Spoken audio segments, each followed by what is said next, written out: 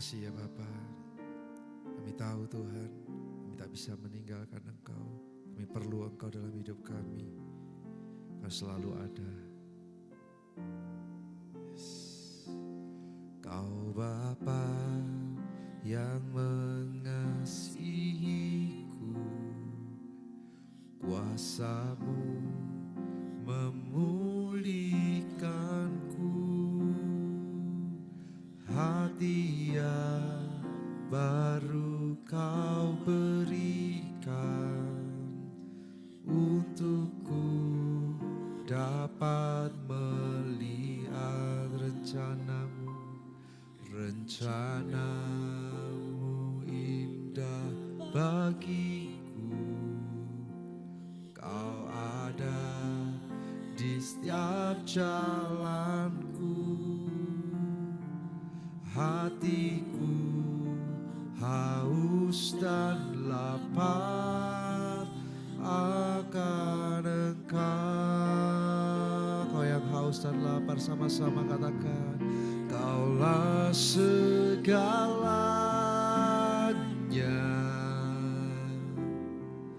di dalam hidupku. Kerajaan-Mu, kebenaran-Mu, itu bagianku.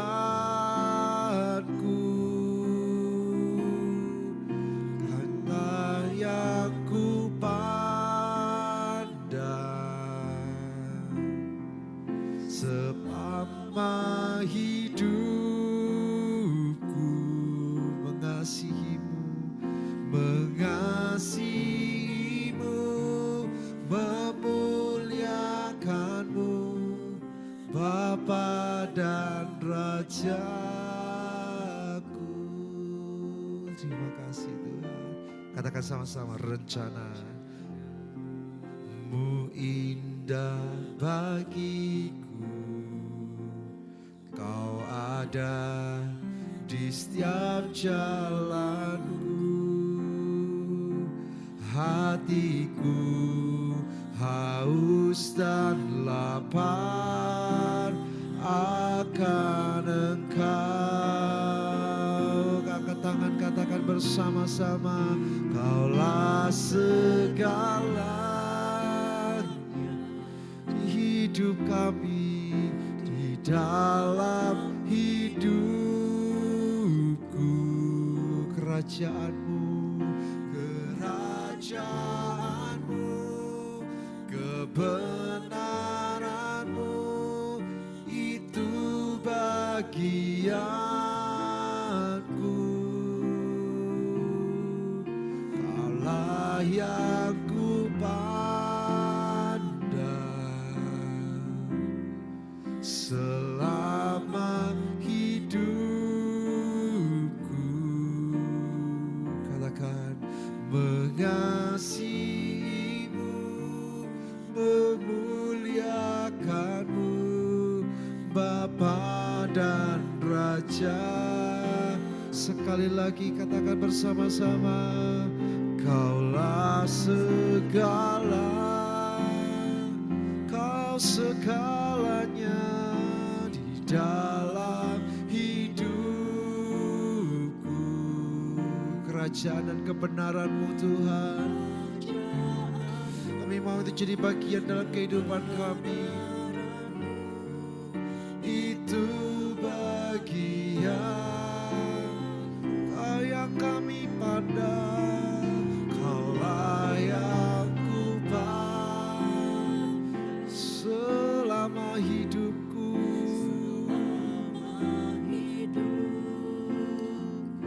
Dan kami mau katakan dari hati kami, mengasihi-Mu, memuliakan-Mu, Bapa dan Rajaku.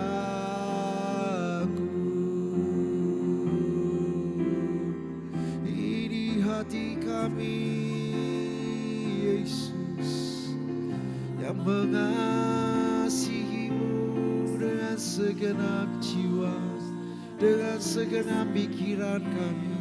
dengan segenap kekuatan kami bawa di hadapan-Mu. Oh Yesus, hanya Kau yang kami sembah Tuhan, hanya Engkau Tuhan dan Raja kami, yang kami agungkan, yang kami muliakan dalam hidup kami, di sepanjang hidup, di sepanjang waktu kami. Hanya Engkau Tuhan, hanya Engkau yang kami sanjung, yang kami agungkan. Tiada yang lain, tiada yang lain, hanya Engkau satu di hati kami. Ini kami Yesus, ini kami Bapa, kami rindu menyenangkan hati-Mu lewat hidup kami, lewat setiap perbuatan kami.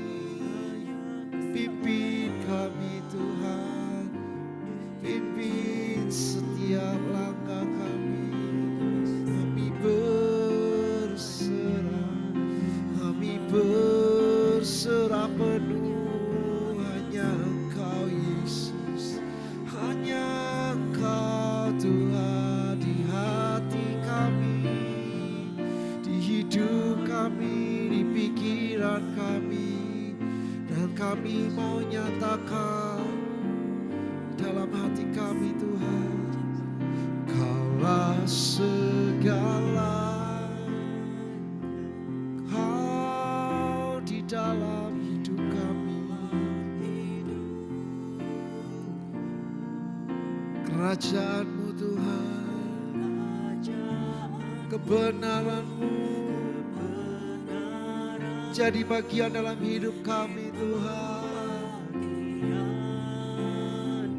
Bawa kami semakin dekat, Kaulah yang ku pandang di dalam selama hidup kami. Hidup mengasihi-Mu, memuliakan-Mu, Bapa dan Rajaku. Sekali lagi lebih tinggi katakan, Kaulah segalanya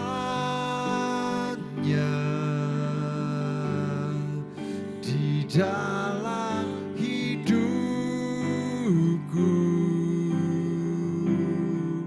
Kerajaan-Mu, kebenaran-Mu, itu bagianku.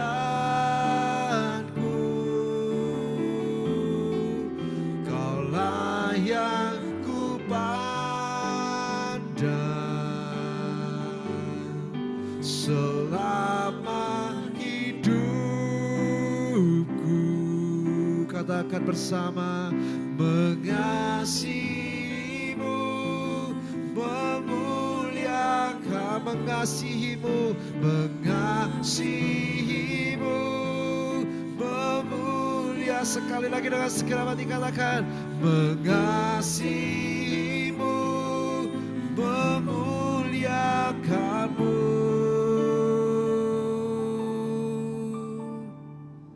Bapa dan Rajaku.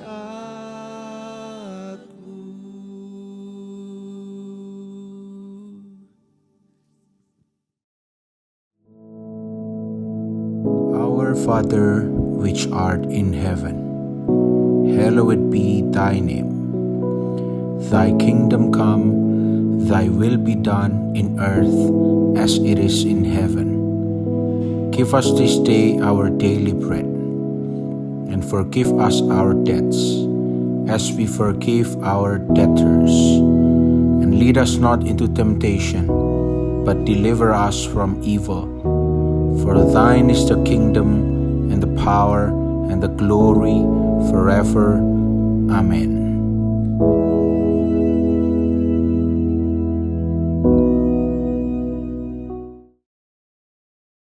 Shalom, puji Tuhan. Sebelum kita mendengarkan renungan hari ini, mari kita berdoa terlebih dahulu. Kami bersyukur untuk kasih setiamu, perlindungan dan penyertaanmu yang ajaib atas hidup kami. Tiba saatnya kami mendengarkan firman-Mu, tolong kami untuk kami mengerti dan dengan setia melakukannya. Roh Kudus yang menolong kami dan memampukan kami. Dalam nama Tuhan Yesus, haleluya, amin. Saya beri judul renungan hari ini, judulnya adalah Pasti Ada Pertolongan. 1 Korintus 10 ayat 13 dikatakan, pencobaan-pencobaan yang kamu alami ialah pencobaan-pencobaan biasa yang tidak melebihi kekuatan manusia. Sebab Allah setia dan karena itu Ia tidak akan membiarkan kamu dicobai melampaui kekuatanmu. Pada waktu kamu dicobai, Ia akan memberikan kepadamu jalan keluar sehingga kamu dapat menanggungnya. Kita percaya bahwa di dalam Tuhan pasti ada pertolongan. Bukan karena kuat gagah kita, bukan karena kita pintar, kita kaya, kita hebat. Oh tidak, bahkan kita pintar, kita kaya, kita hebat, itu juga pemberian Tuhan, anugerah Tuhan. Karena itu adanya pertolongan kita karena adanya firman Tuhan yang digenapi dalam hidup kita.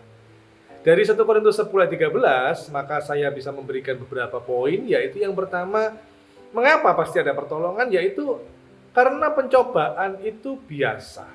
Dikatakan tadi, pencobaan yang kita alami, yang kamu alami ialah pencobaan biasa. Mengapa dikatakan biasa?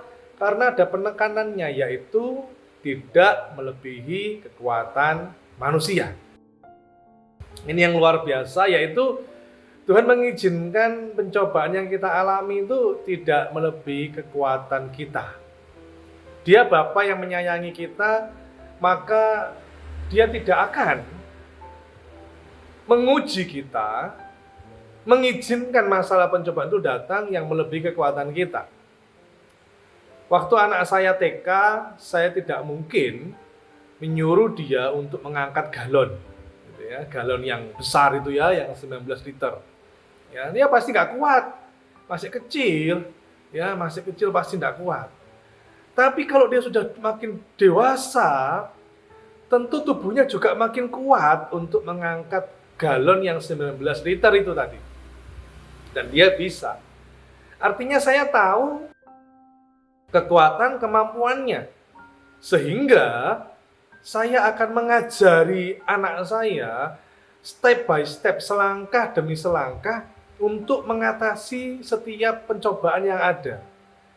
Saya didik, saya ajari dia, sehingga waktu pencobaan itu datang, dia sudah mampu untuk menghadapinya. Dia sudah mampu untuk menyelesaikannya. Bukan karena dia bisa, bukan, tapi karena ada papahnya, ada bapa yang sudah mengajari, memberi dia kemampuan untuk mengatasi pencobaan atau masalah itu. Jemaat yang dikasihi Tuhan, mungkin hari ini kita sedang ada pencobaan yang begitu berat, bahkan mungkin kita merasa pencobaan ini kok berat sekali. Yang sana loh enak, sederhana, yang sana itu ringan pencobaanku. Tidak seperti saya, pencobaannya berat sekali. Saudara dikasihi Tuhan, sekali lagi, bahwa pencobaan itu tidak melebihi kekuatan manusia. Artinya kita yang lebih kuat daripada pencobaan itu. Kita kuat karena ada Bapa yang memberi kita kekuatan. Sehingga pencobaan itu bisa dikatakan ya biasa. Tidak ada yang spektakuler. Pencobaannya itu bukan luar biasa, tapi biasa. Mengapa demikian? Karena ya kita punya Allah yang luar biasa. Kita jangan memandang pencobaannya, kita pandang Tuhan kita yang luar biasa, sehingga pencobaan itu tidak ada apa-apanya dibandingkan dengan Allah kita yang besar. Lari-lari seekor rusa, ketakutan karena dijadikan mangsa. Pencobaanku sih biasa, karena Tuhanku luar biasa. Hari ini, jangan menganggap orang lain tuh enak, sehingga kita merasa hidup kita tuh berat, akhirnya kita tidak bersyukur, kita ngomel, kita gerundel begitu ya. Kita jengkel, kita protes. Padahal ingat, setiap manusia itu punya persoalannya sendiri-sendiri. Dalam bahasa Mandarin dikatakan sawang sinawang, gitu ya. Jadi jangan bandingkan proses hidupmu dengan orang lain. Karena tidak semua bunga tumbuh dan mekar bersamaan. Sekali lagi, jangan bandingkan proses hidupmu dengan orang lain, karena tidak semua bunga itu tumbuh dan mekar bersamaan. Setiap orang pasti punya persoalan dan kebutuhan, ya. Tapi saya percaya persoalan saya, pencobaan saya dengan saudara berbeda. Tapi kita memiliki satu kesamaan, yaitu percaya Yesus, Tuhan yang selalu menyediakan pertolongan untuk kita anak-anaknya. Memang manusia selama hidup tidak lepas dari namanya masalah. Datang tak diundang, pulang tak tahu kapan. Nah, itulah masalah. Datangnya tidak diundang ya. Pulangnya juga kapan selesainya kita tidak tahu. Tapi yang kita tahu bahwa kita tidak sendiri. Ada Tuhan yang menopang kita. Dari Jakarta ke Surabaya, dari Medan ke Palangkaraya. Masalah hidup tidak ada habisnya. Pertolongan Tuhan juga tidak ada akhirnya. Yang kedua, mengapa yakin ada pertolongan? Karena kita punya Allah yang setia. Kita punya Allah yang setia. Tadi dikatakan dalam 1 Korintus pasal 10 ayat 13b, sebab Allah setia dan karena itu Ia tidak akan membiarkan kamu dicobai melampaui kekuatanmu. Perhatikan kalimat ini baik-baik. Sebab Allah setia dan karena itu apa? Yaitu sifatnya Allah, yaitu Dia setia. Dan Dia tidak bisa keluar, tidak bisa lepas, Dia tidak bisa menyangkal dirinya, karena memang Dia setia. Itu adalah sifatnya Tuhan, karakternya Tuhan. Dan karena itu, karena kesetiaannya, Dia tidak akan membiarkan kamu dicobai melampaui kekuatanmu. Lihat, perhatikan baik-baik bahwa kata-kata melampaui kekuatanmu itu memiliki arti yang sama dengan poin yang pertama. Pencobaan biasa tidak melebihi kekuatan. Dan sekarang Tuhan tidak akan membiarkan kamu dicobai melampaui kekuatan. Jadi kita bersyukur kita punya Allah yang setia. Mungkin hari ini mungkin ada yang sedang lemah, letih, lesu, atau mungkin patah semangat begitu ya. Rasanya kok hidup begini terus. Maka ada kekuatan baru yang tertulis dalam Yesaya 40 ayat 29, dikatakan, Dia memberi kekuatan kepada yang lelah dan menambah semangat kepada yang tiada berdaya. Dia memberi kita kekuatan, memberi kita semangat. Allah itu setia. Manusia tidak bisa setia selamanya. Mungkin ya ada pasangan suami istri yang setia sampai akhir hidupnya, sampai ajal menjemput dia tetap setia. Iya, sangat bagus, luar biasa. Memang suami istri harus seperti itu, setia, ya, menggenapi, menepati sesuai firman Tuhan katakan ya, suami istri harus setia. Tapi kesetiaan suami istri suatu saat akan ditinggalkan. Entah suaminya dulu yang pulang ke surga atau istrinya dulu yang pulang ke surga. Tidak selama-lamanya selalu berdua. Akan datang masanya yang satu pulang duluan, yang satu masih di bumi, masih melayani Tuhan, ya, masih dengan setia melakukan bagiannya di muka bumi ini. Tapi Tuhan kita, Dia selalu ada. Mau 5 tahun lalu, mau 100 tahun lalu, bahkan nanti 100 tahun ke depan dan sebagainya. Dia selalu menyertai kita bahkan sampai akhir zaman. Sampai segalanya hilang, Dia tetap Allah yang setia. Karena itu sifatnya, karena itu adalah Allah kita. Dia Allah yang setia. Bukan hanya itu, tapi kesetiaannya bukan hanya Dia menyertai kita dengan setia, seperti sebuah lagu, ada satu sobatku yang setia, tak pernah dia tinggalkan diriku.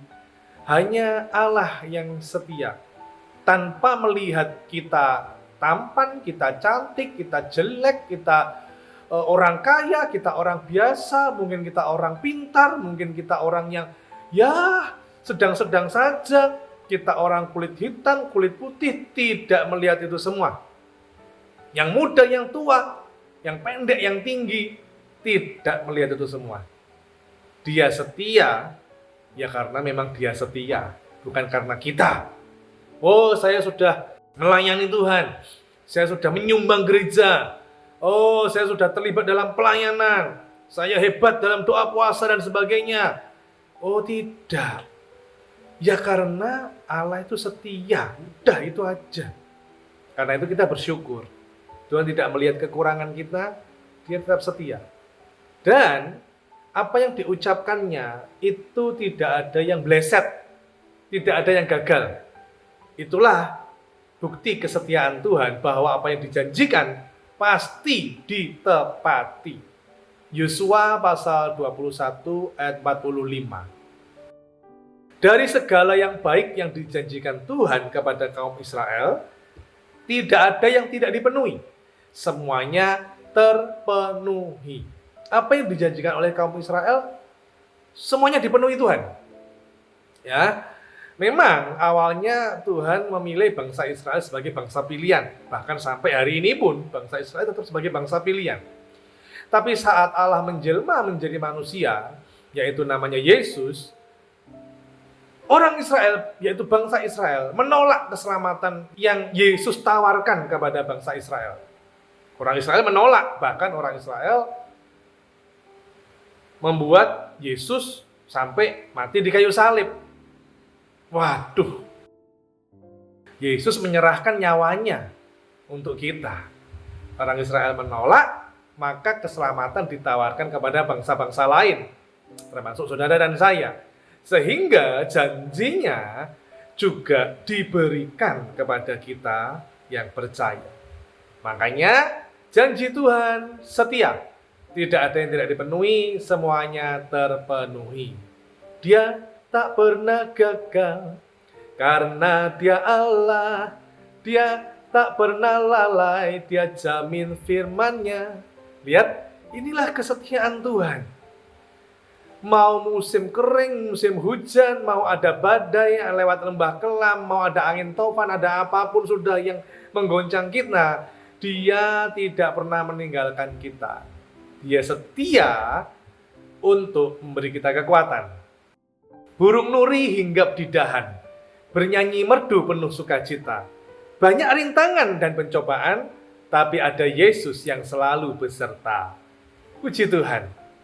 Dan berikutnya, ada satu ayat lagi sebelum saya masuk di poin terakhir, yaitu 2 Tesalonika 3, 2 Tesalonika pasal 3 ayat 3. Dikatakan, tetapi Tuhan adalah setia. Ia akan menguatkan hatimu dan memelihara kamu terhadap yang jahat. Apakah hari-hari ini engkau sedang sedih? Engkau sedang tawar hati, menghadapi masalah yang belum selesai, satu belum selesai, muncul lagi berikutnya. Doa juga belum kunjung terjawab, dan sebagainya, masalah yang begitu rumit. Tuhan menguatkan hatimu, seperti dalam 2 Tesalonika pasal 3 ayat 3. Mengapa demikian?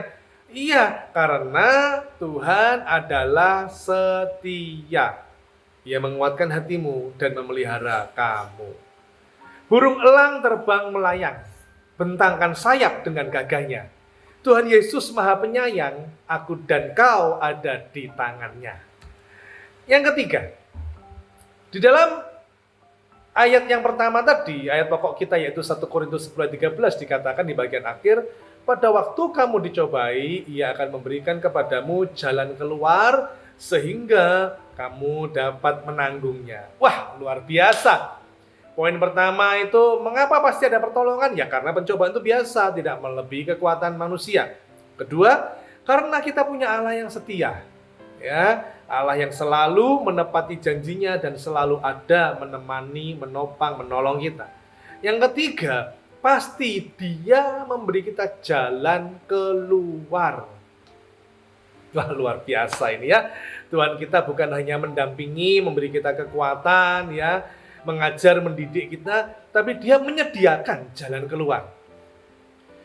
Apa yang terjadi bila suatu saat saudara ini, ya contohnya saja misalnya ada sebuah mall kebakaran dan saudara berada di lantai 6. Wah, itu mall itu sudah mulai api, sudah mulai membara begitu ya, sudah mulai besar dan saudara terjebak di lantai 6. Apa yang saudara cari?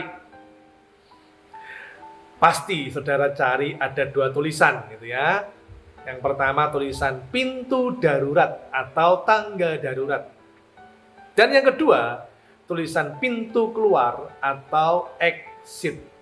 Karena dalam keadaan yang panik, mall kebakaran, saudara tidak mungkin cari nasi pecel di mana yang paling enak ya. Nasi goreng, kue tiaw, bihun. Wah, tidak mungkin. Saudara pasti cari jalan keluar. Nah, di dalam setiap persoalan pencobaan yang kita alami, Yesus sudah menyediakan jalan keluar. Masalahnya, kita seringkali memakai akal pikiran kita, kemauan kita, ego kita untuk mencari jalan keluar sendiri. Konon katanya, dan ini terbukti beberapa video yang saya lihat di Instagram maupun TikTok, lebah itu kalau masuk di dalam cangkir atau gelas yang isinya air gitu ya. Saudara mungkin pernah lihat di Instagram atau TikTok, ada orang menangkap lebah yang ada di atap begitu ya. Maka lebah itu masuk ke dalam air, lalu lebah itu muter aja. Tawon atau lebah itu muter di air dan tidak bisa keluar dari cangkir itu. Mengapa? Karena fokusnya, matanya hanya melihat dinding di sekitar gelas itu, dinding gelas itu.